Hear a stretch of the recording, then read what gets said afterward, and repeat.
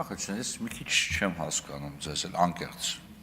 Թողնենք արկա իրավիճակը մի կողմ, տեսեք։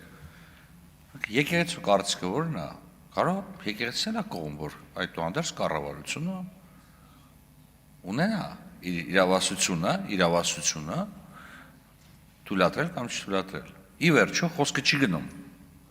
եկեղեցապատկան որևիցե տարածքի,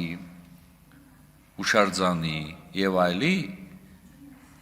փոխանցման արգելքի մասնակցման կառավարության համաձայնությունն է պետք։ Այս Անահիտ Աստվածու արձանը, որ բերել ենք Լոնդոնից, այդ արձանը խոր Լոնդոնում չէր ծնվել, մեծացել։ Մի ձև հայտնվել է, չէ՞։ Հիմա կարող է մեզ էլ այդուհանդերձ պետք են լծակներ, չենք ասում են չթողնենք, բայց այդուհանդերձ հնարավորություն տանք, որպեսզի կառավարությունը առնվազն տեղյակ լինի դրա մասին։ Ես չեմ ասում, որ ի վերջո եկեղեցապատկան կառույցները եւ այլն փոխանցվել են 91 թվականից,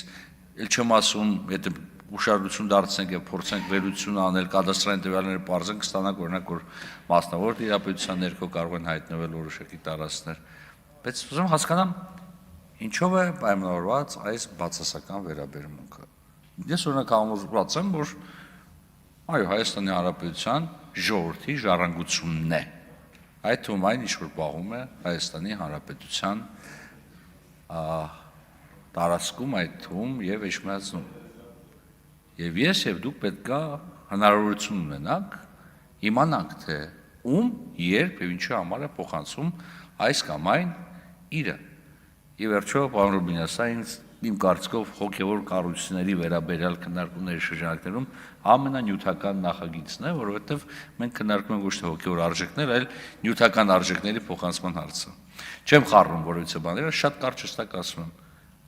Ձեր դիրքորոշումը ո՞րն է։ Չպետք է իմանանք ինչ է տեղի ունենում։ Այսքանը, շնորհակալություն։ Հավանիչ տեսանյութը եւ բաժանորդագրվիչ նորությունները բաց չթողնելու համար։